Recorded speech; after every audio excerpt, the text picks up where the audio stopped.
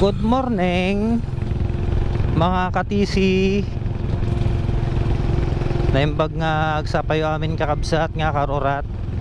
At ngayong umaga ay pupunta tayo sa sentro para i-content kung ano nga ba dapat ang speed limit kapag dadaan sa town proper, kahit saang town proper na madadaanan.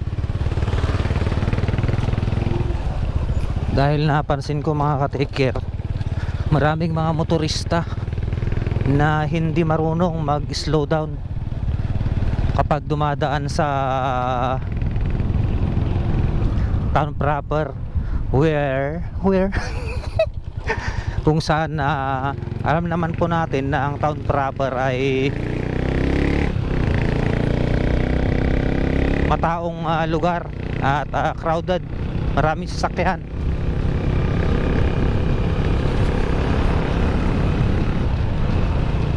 At sana makatulong ito sa mga baguhang mga motorista at iba pa na mga motorista.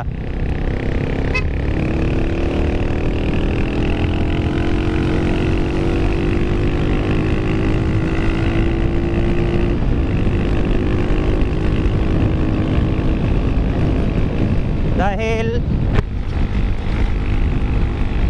yung iba ini-enjoy lang yung pagmumotor pero hindi nila naiisip yung kanilang kaligtasan, kaya sana makatulong itong content natin.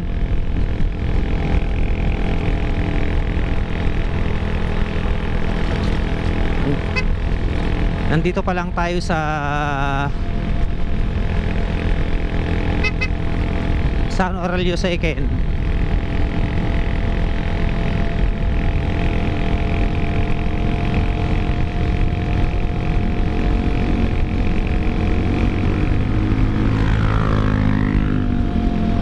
Kung makagaya nitong mga kalsadang to, lokasyon na ganito, dapat naka-slow down ka dahil may mga motorista na bigla-bigla na lumalabas sa mga kanto.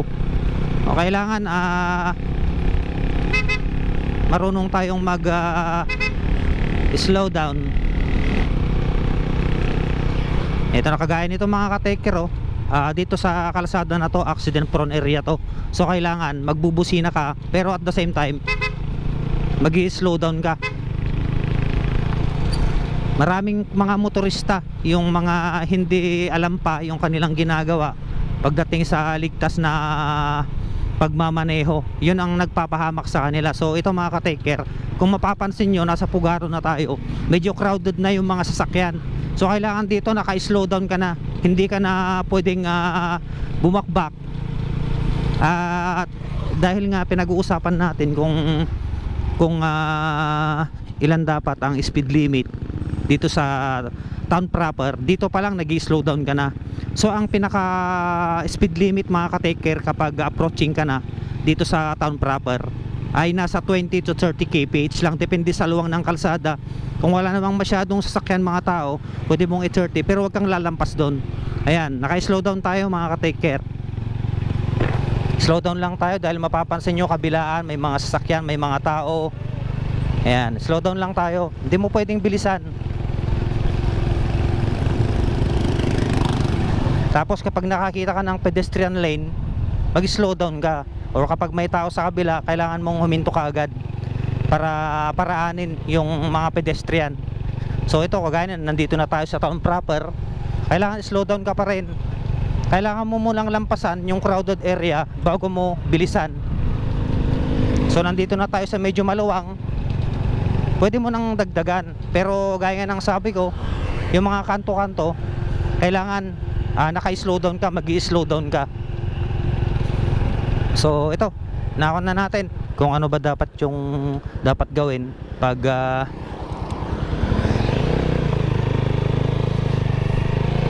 dadaan sa town proper.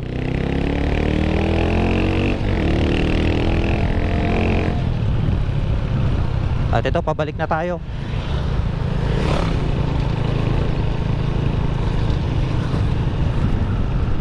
Naka-on pa rin tayo mga ka-taker, Naka-slow down pa rin tayo.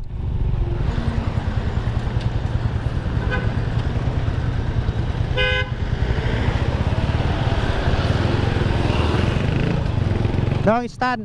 Stand.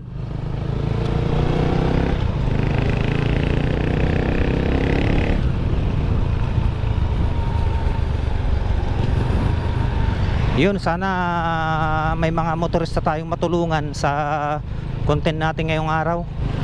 Kailangan na nating bilisan. Hoping hindi pa pag-reserve yung kan natin, gas natin.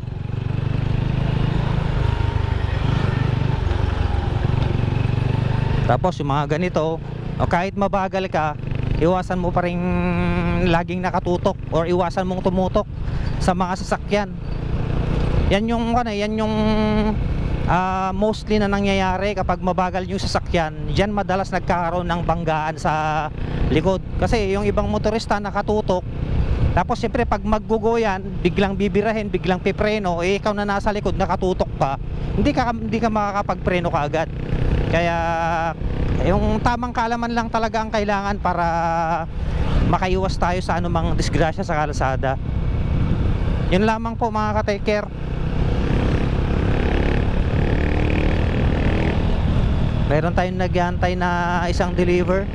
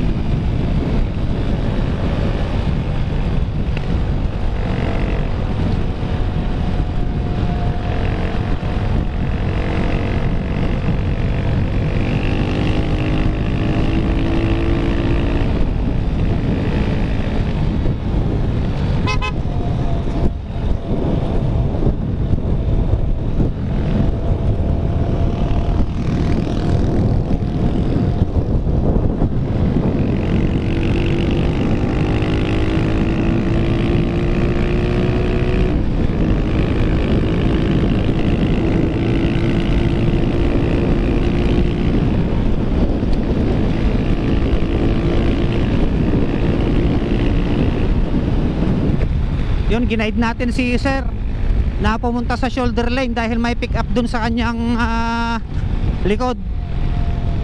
Kasi baka mamaya nagpapatakbo siya sa gitna ng kalsada, biglang may bigla siyang businahan, magulat, bigla siyang lilipat sa shoulder, sa outer lane, tapos bigla namang may papasok sa shoulder lane.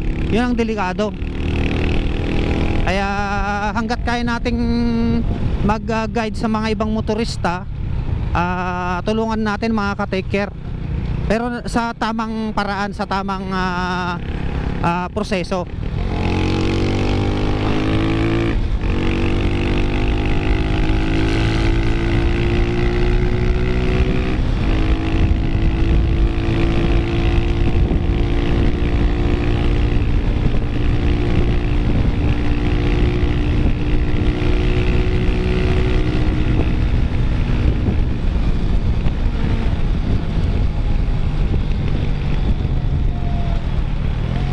Tapos pag papasok ka naman sa kanto na ganito, dapat naka-slow down ka. 50 meters pa lang ang layo mo, si-signal light ka na, tapos slow down. Yan, dahan-dahan. So kagaya niyan, may mga tricycle, so gipit yung kalsada.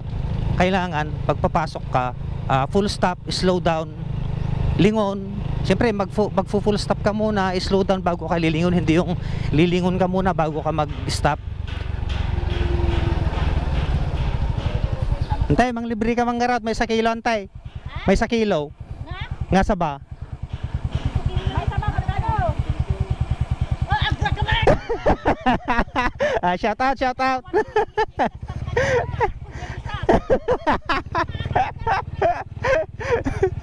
So ito naman mga ka-take care, ano ba ang dapat mong gawin? Sad morning.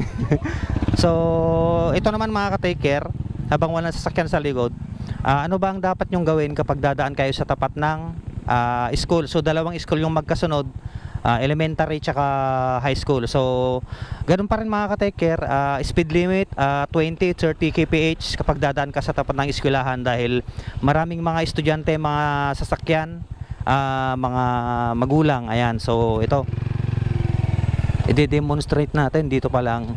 Mag-slow down ka na. Ayan, slow down ka na dito,